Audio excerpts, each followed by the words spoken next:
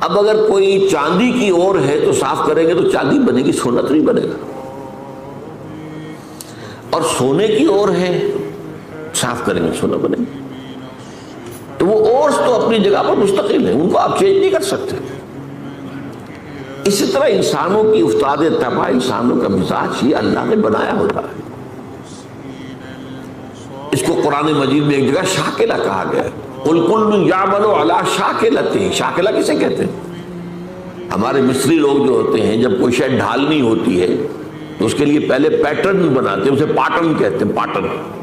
تو مصری لوگ پاٹرن کہتے ہیں کہ جس میں پیٹرن ہے، سانچہ پہلے بناؤ گے تب اس میں اس دھات کو پگھلا کے ڈالو گے تو وہ اس کی شکل اختیار کر لے۔ وہ سانچہ جو ہے ہر شخص کی شخصیت کا سانچہ اللہ نے علیحدہ بنایا ہے۔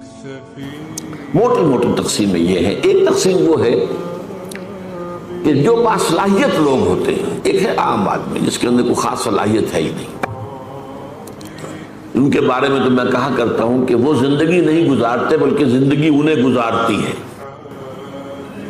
ایک تو وہ لوگ ہوتے ہیں ان کا کوئی ہدف نہیں، کوئی مقصد نہیں، بس کھانا پینا، جو حیوانی تقاضے پورے ہو گئے، دن رات دھندے میں لگے ہوئے، آگے کوئی ہماری زندگی کا کوئی ہدف ہے، کوئی مقصد ہے، کوئی نصب العین ہے، کیا ہے، کوئی ہائر ہے، کوئی آئیڈیالوجی ہے، کوئی آدرش ہے، اس کو ہندی میں آدرش کہتے ہیں، نصب العین ہے۔ یہ تو ہے عوام الناس جو قرآن کی روح سے انسان کی شکل میں حیوان ہے۔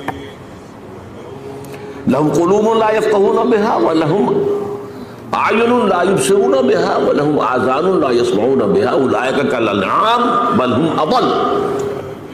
یہ تو چوپایوں کے مانند ہیں بلکہ ان سے بھی گئے گزرے ہیں، اس لیے کہ چوپایا تو پیدا ہی اس سطح پر کیا گیا ہے، اسے پیدا کیا ہے لقد خلقنا الانسان فی احسن تقویم، اور پھر یہ حیوان کی سزا پر زندگی گزار رہا ہے۔ تو ایک جو ان میں صلاحیت کچھ ہے، اب اس میں سے دو طرح کے لوگ نکلے۔ ایک وہ کہ جن کے اندر ایک نیکی اور بدی کی تمیز موجود ہے، اندر حص ہے، مورل لا جسے کانٹ کہتا ہے، جو کچھ سوچتے ہیں، غور کرتے ہیں، چیزوں کو دیکھتے ہیں تو اس سے نتیجہ اخذ کرتے ہیں۔ بنظر عبرہ، جیسے کہ حضور نے فرمایا، میرا دیکھنا عبرت کا دیکھنا۔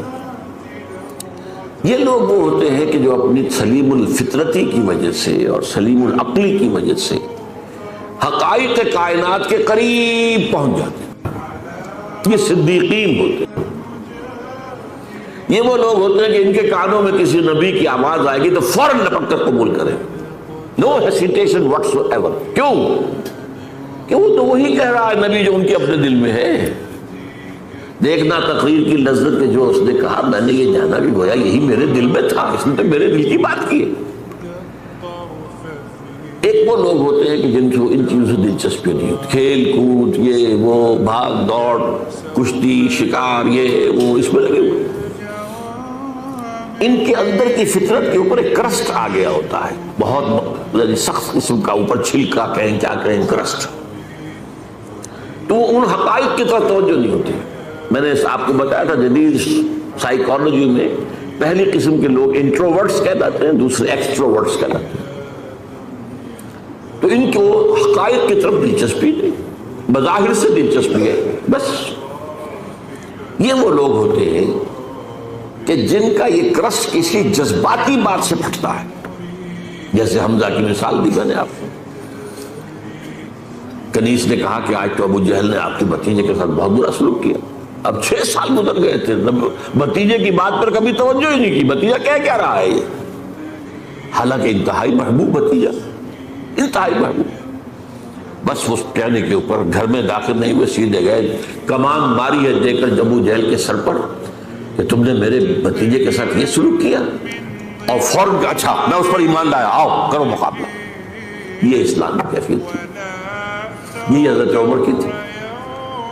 انہوں نے اپنی بہن میں جو عظیمت دیکھی کہ عمر چاہے ہمیں ہلاک کر دو، اب ہم اس دین کو چھوڑنے والے نہیں، چونک کر کھڑا ہو گیا۔ عمر یہ کیا ہے، یہ صنف نازک میں یہ عظیمت ہے۔ تو یہ تو ہم گفتگو کر چکے ہیں۔ آج میں ایک اور اعتبار سے بات کر رہا ہوں، وہ یہ جو آیات انہوں نے آج پڑھی ہیں، ان میں انسانیت شناسی کا ایک اور پہلو سامنے آتا ہے، انسانوں کی شخصیتوں کی مختلف افتاد۔ اس میں میں خاص طور پر ذکر کروں گا، مولانا مودودی نے اپنے تفہیم القرآن کے مقدمے میں ایک بڑی اہم بات کہی، بہت اہم بات، کہ قرآن مجید ایسی کتاب نہیں ہے جسے کوئی شخص اپنے اسٹڈی روم میں یا ڈرائنگ روم میں آرام سے بیٹھا ہوا وہ پڑھتا رہے، سمجھتا رہے، ڈکشنری دیکھ لی، یہ دیکھ لیا۔ یہ مینول آف ریولوشن ہے، یہ انقلاب کا لائحہ عمل ہے۔ جب تک آپ اس انقلابی عمل میں شامل نہیں ہوں گے، اس کی اصل حقیقت آپ پر منکشف ہی نہیں ہوگی۔ وہ تو اس انقلابی عمل کی اس جد و جہد میں پھر آپ پر وہ کیفیات وارد ہوں گی، آپ کو پھر یاد آئے گا او کیا حالات تھے جب حضرت خباب بن الارت آ گئے تھے حضور کے سامنے فریاد لے کر کہ حضور اب تو یہ ہم سے ظلم برداشت نہیں ہو رہے، یہ ٹارچر اب ناقابل برداشت ہو گیا۔ آپ کو کیا سمجھ آئے گی کیا کیفیت تھی اس وقت خباب کی؟ وہ تو آپ اس کیفیت سے خود دوچار ہو، کبھی آپ پر کوئی آزمائش آئی ہو، کبھی آپ کے اوپر کوئی ایسا فیصلہ کن مرحلہ آیا ہو، تبھی تو آپ سمجھیں گے۔ تو قرآن مجید کے علم اور حکمت اور اس کے مفہوم اور معانی کا ایک بہت بڑا اہم گوشہ نہیں کھلتا جب تک کہ آپ یہ نہ سمجھے کہ یہ انقلابی دعوت تھی، اور انقلابی دعوت کے اعتبار سے انسانوں میں 4 قسمیں ہوتی ہیں، وہی نبیین، صدیقین، شہداء، صالحین۔ اب وہ کون سے 4 ہیں؟ دیکھیے پہلے بات سمجھ لیجئے کیونکہ وقت محدود ہے۔ ایک لوگ وہ ہوتے ہیں کہ جب بات سمجھ میں آ گئی ہر کے بعد بات، اب نہ دائیں دیکھنا ہے، نہ بائیں دیکھنا ہے، نہ آگے نہ پیچھے، قبول کر لینا ہے بس۔ یعنی وہ لوگ جن میں ہمت ہے، کردار کی طاقت ہے، حوصلہ ہے، مثابرت ہے، مقاومت ہے، ایک وہ لوگ یہ نہیں دیکھتے کوئی اور بھی چل رہا ہے کہ نہیں چل رہا، اچھا وہ چلے تو چلے، نہیں چلے مجھے تو چلنا، مجھ پر تو حق واضح ہوگی، بات ختم ہوگی۔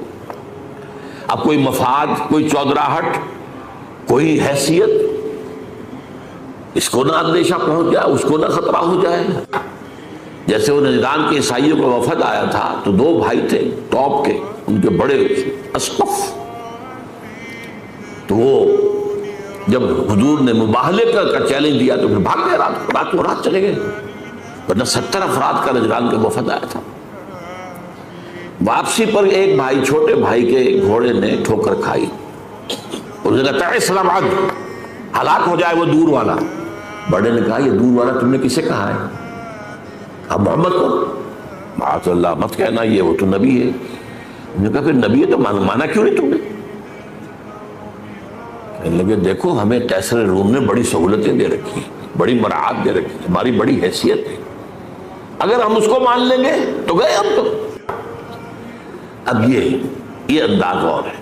ایک میں جو بتا رہا ہوں وہ کیا ہے کہ بات دل میں اتر گئی، حق نے، دل نے گواہی دے دی کہ حق ہے، اب کوئی دائیں بائیں دیکھنا نہیں، کوئی اور ہے کہ نہیں ہے، کوئی چل رہا ہے نہیں چل رہا ہے، کیا امکانات ہیں، کیا کوئی حساب کتاب کر کے کیا امکانات ہیں، کامیابی کے کتنے فیصد امکان، کچھ نہیں، حق ہے، اور حق کا یہ حق ہے کہ اسے قبول کیا جائے۔ اور پھر ہر کے بعد آباد، یہ ہر کے بعد آباد جو کہتے ہیں کیا ہے، یہ اصل ایک شعر ہے۔ ہر کے بعد آباد ماں کشتی درآب انداختیں، ہم نے تو کشتی ڈال دی ہے، اب یہ کشتی ڈوبے گی تو ہم بھی ڈوبیں گے، یہ تیرے گی تو ہم تیریں گے۔ Total identification with a cause, کسی مقصد کے لیے، کسی نسب العین کے لیے ٹوٹل آئیڈینٹیفیکیشن، یہ ایک طرح کے لوگ۔ پھر دوسرے نمبر پر آتے ہیں جو حق سمجھ میں تو آ گیا، ویسے بھی ہمت میں بھی کبھی زیادہ نہیں، لیکن وہ دیکھتے ذرا کچھ اور بھی لوگ چلیں، کچھ ابھی تو یہ راستہ ہی پتہ نہیں کیسا آگے آنے والا ہے۔ اچھا 2-4 آدمی آگے چلتے نظر آئے تو حوصلہ ہو جاتا ہے کہ چل رہے ہیں اور بھی چل رہے ہیں۔ جیسے آپ کہتے ہیں انچارٹرڈ سیز، ایسے بھی سمندر ہوتے ہیں جن کے بارے میں پتہ نہیں ہوتا ادھر چٹانیں ہیں کیا ہے، وہ تو جو بنے ہوئے ہوتے ہیں ان کے نقشے، اسی کے مطابق جہاز چلتے ہیں، ادھر ادھر تو نہیں جائیں گے، کیا پتا زیر زمین جو ہے چٹانیں میں۔ تو آگے کیا ہے، کیا ہوگا، کیسے ہوگا، کچھ پتہ نہیں ہے۔